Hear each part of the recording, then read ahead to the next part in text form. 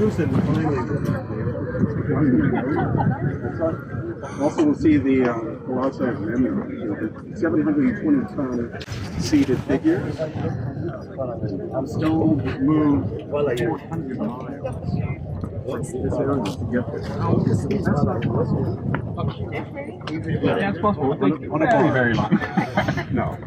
So you'll see when you look at the front surfaces, you'll see the stone is completely discolored. It's called quartzite, which is like a creamy color, but it's red and it's purple. So when I first saw that, I said, Susan, this looks like it was hit by heat. And she refused to say anything until 4 hours later. She said, I think you have a good theory. Because you'll notice that the eastern surface is all burnt. The two sides are slightly burnt. The backside is perfect. We'll also see evidence that hieroglyphics are 12,000 years old.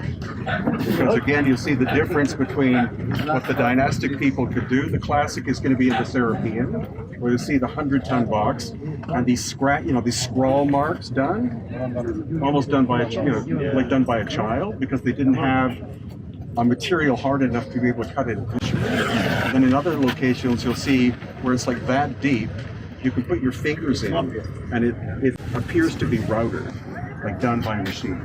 Almost like a gravestone, or a gravestone. You have the name carved in it. Yeah, exactly. Like really deep inside. The classic location is going to be Tanis, because again, Tanis, you'll see really rough, superficial cartouches, and then you'll also see stuff that is deeply set in that you can move your fingers around like that. It couldn't be done in dynastic times by hand. We can do it now because we have diamond technology. Right, and what objects do you see that are really good hieroglyphs? Or what objects do you see? Like the ones that are routed, the ones that look like they were routed. We'll see lots of them. We'll see the Obelisk of Karnak. So you see the obelisks more than anything else? Mainly. Yeah. But that's when I first thought of the idea. I said, I can't talk about this because that is so blasphemic to say something like that. But you'll see every time I come back, I keep looking at it, I go, that was done with advanced technology. Yeah. Not in modern times, in ancient times. And so I finally started to tell the groups over the course of years, this is what I'm looking at. And Patricia and Susan and others backed me up with it. That was done by machining technology. So that means hieroglyphics were reinterpreted by what we call the dynastic people. Yeah, so did they model their appearance and everything from what they discovered? Everything. Like the old statues that are huge. Well, no, there's symmetrical and they Well, yeah, I mean, there's so much to show you. It's insane. Like he was saying, the giant granite statues that we're going to see at the Temple of Luxor especially, each one is it's one piece of stone, one piece of hard stone that couldn't have been cut or moved or anything by the dynastic people. And you'll see, again, catastrophic damage. You'll see the eastern surfaces are blown off. Chris Dunn was the expert with that because he was able to take photographs and then he took tracings of the faces. And the faces are sacred geometry. Each one of the faces is exactly the same as the next one. And Ramses had his cartouche carved into them because they kept finding these things buried in the ground. Like his priests and workers would find a 20-foot statue and say, Ramses, we found another one. Do you want your name on it? Yeah. So they moved it and roughly carve his name into it. And again, you see the difference between the superficial carving and the really deep carving. But the faces are perfectly bilaterally symmetrical. And it's the ultimate human face. It's not necessarily male, it's not necessarily female, but it's got like the most beautiful almond eyes, the most beautiful nose, the most beautiful mouth. So whoever was doing this depiction was portraying the perfect human being. That's not something that I'm a sculptor. A sculptor can't do that. You can't make something perfect on one side of the other. You always make a mistake. Well, it almost feels a little bit like these nowadays. You have these molds where you can use this. Right. It almost feels like that. But then I'm not sure how how they did it there, but the ancients, Yeah. I just don't understand. I read something that they scan the faces and the left and right is not same, but they replicate the same face on the other statue, but left and right is they make it different. Well, it depends on which one you're looking at. Yeah, Some of them are perfect. Yeah, the facial part is. Sometimes the headdress is a little bit off. That could have been also eyes then no divergence, like well, some yes, some no. The one that Chris Dunn did is perfect. Like he measured it. It's like, if you know who Chris Dunn is, they keep calling him an engineer. He's not an engineer. He's a machinist. A machinist is somebody who knows how machines work. They know what they can do. An engineer gets a machinist to do stuff for them. Yeah. So a machinist is the ultimate person in terms of being able to figure out feed rate of a machine, what material you require for the machine to be able to do that. That is John Cena. And he freely admits he has no idea who did the work, but it couldn't have been people who were voted on it. The idea that this dynastic Egyptians are not generational descendants of the people who built those things is more plausible if they found them. Yeah. No, talking about a culture at least 13,000 years old, 15,000 years ago. Did the work. And again, if you didn't hear, another important thing to look at is the alignment and stuff. So this is almost perfect. So that means post-cataclysmic. So this is maybe 12,000 years old. But then at Karnak, you'll see the main central avenue that goes through is 23.5 degrees off. So that tells you that quite possibly the planet had a different tilt at that time. And that the cataclysms, 1,000 years of cataclysms that went through destabilized the planet. Because they did find evidence of a giant asteroid that hit Greenland about 13,000 years ago. It was a mile, well, it's still there, or evidence of it. It's a mile long and had the force striking the Earth of 50 million Hiroshima bombs. So that could have, that by itself could have destabilized the planet, and they causing it to start to wobble. And then the ice sheets melt within 1,000 years. Then the planet goes completely unstable and has to stabilize itself again. Because a lot of ancient cultures, they can't give you a time frame, but they say in the ancient times, our ancestors talked about when the sky fell. And what that tells you is that the constellations one day are like this, the next day they're over like that, and that there were 2 seasons, not 4.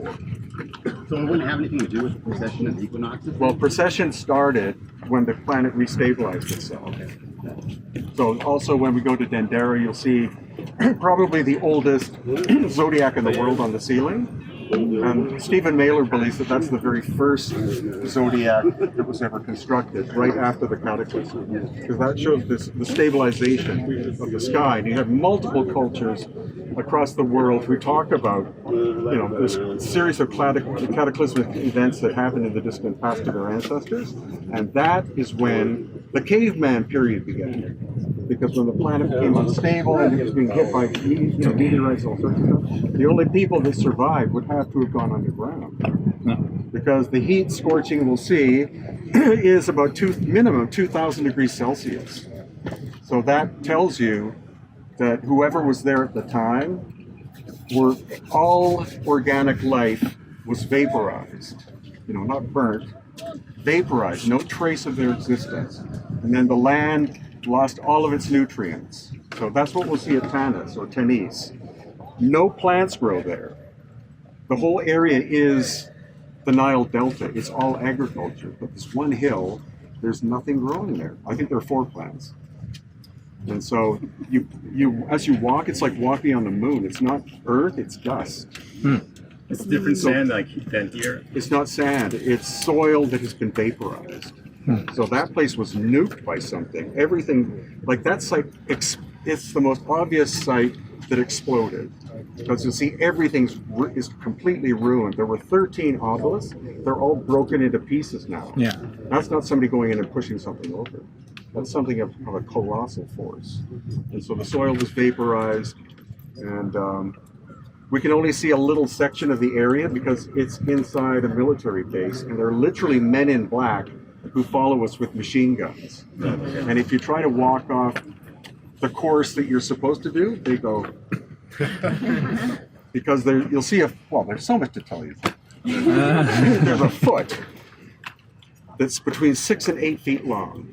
And one of the 19th century European archaeologists or Egyptologists said that he found evidence of the entire statue.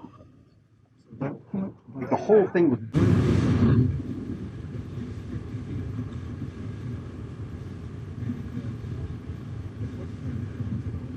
is over the hill, but when you try to go over the hill, if you try even harder, it's like, Most likely they discover something over there and they don't want you to see it, or is it because it's a military complex? both. So that's one place you can't buy a visit. No. But you can buy visits in a lot of different Oh places. yeah. But not there. I'm sorry, that's not true. Sahiwa says everything's been discovered, so. That's true.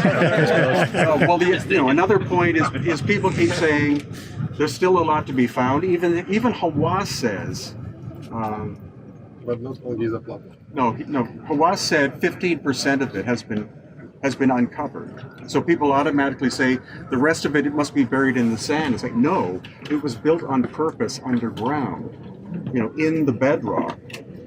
85% of it at least is still underground, and that's why you're going to see trap doors all over the place here, where you're not allowed to go in because you're not allowed to see the evidence of the shafts or the tunnels. But we will see bits of it. But that's what they're trying to. They're protecting their paradigm of 4,500 years. But the evidence is all around us, and you have to be a fool to still believe what the Egyptologists say, because they know their paradigm is collapsing at this point. That's the function of YouTube. Sure. I don't tell you who did it. I tell you who couldn't have done it. So it's up to you to believe it or not. But the evidence, then you have Johanna James and you have Benedict X and all of you. That's the reason why you're here, is so we can physically show you the evidence of what doesn't fit. And today's only the first day. As the days go on, it'll become so obvious to you that by day 4, I probably won't have to say anything. Sure. Because you'll be looking at it going, okay, that doesn't fit with what I saw. And if you didn't hear, it's also my theory that all of the casing stone here was not pulled off the pyramid and taken to Cairo to build Cairo. The surface blew off, and they found it on the ground and they moved it to Cairo.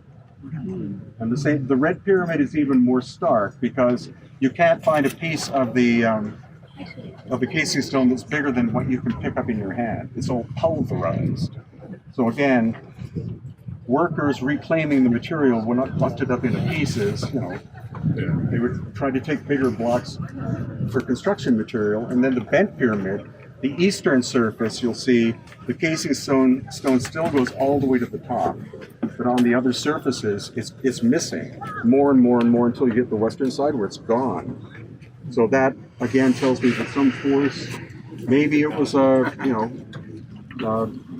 solar outburst from the sun, came from the east at sunrise and just hammered this whole area and blew the surfaces off. That recent article that talked about the comet that hit that city, Right. which was related to the Bible story of Sodom and Gomorrah. Yeah. So they found recent evidence that pretty much verifies that a meteor or something hit that in the Well, past. different ones have at different times. I think that's listed as being more recent. That's more recent, right? I think so. Yeah. But the whole thing about the theory that we all have now about the cataclysm is around roughly 13,000 to 12,000 years ago. It was a 1,000-year period of instability. Everything, all life forms being vaporized. If you were able to escape, then you did, and you hid in a tunnel, or you hid in a cave. And so, again, that's what I believe the whole caveman period was. It was the earth was being hammered by all these events, that in order to survive, you had to go back and become a caveman and a cavewoman. It's not that we descended, for hundreds of thousands of years from people being cave people. Then you have villages, then you have towns and cities. You have the necessity to seek refuge for generations, and that's what Barbara Hand Clow, famous author, calls catastrophobia. That there was a period of 5,000 years where people were so freaked out about, what had happened that they weren't able to get together as a big group in order to rebuild civilization. It took 5,000 years. And that's when astronomy began too. Astronomy wasn't about fascination with the heavens, it's what's coming next. So generation after generation after generation of sky watching. Well, then it becomes a science. But during that time period, is that when the technology disappeared? Yeah. So before that, they could do this. After that, it's gone. Well, my theory is that there were two time frames. I think there was the pre-dynastic constructions that we're going to see, and then somebody came just after the cataclysm and built this power system as a stable. This is located in the geographic center of the planet. How would that be a coincidence? But if you wanted to stabilize an unstable planet, you would build a system of energy constructions in order to stabilize it again. I think that was the function of this system. But then the older stuff is the stuff we're going to see in other locations. So, different people have different theories, but I think this system was built just after the cataclysms as a planetary stabilizer. Do you have any reason why the basalt, this basalt, it's only here and not anywhere else around? I don't know. It's a good question. But the core is at least 200 miles away. Does it have any electrical conducting properties? Or Oh yeah, no, it's all Basalt does, all of the. That's another good point. All of the hard stone is very high in quartz or iron or both. So basalt has quartz and iron. That's very good for piezoelectric effect, and that's why hard stone was chosen by whoever these ancient ones were. All the Is it not true? very specific quarries were chosen for the material. It wasn't like randomly put stuff together. Same thing in Peru. It had a construction had to be from one quarry, and that's it. Then the ink could come and repair something. So where are we going next, Susan? Hey, just want to say, just on a side note, Angkor Wat is built exactly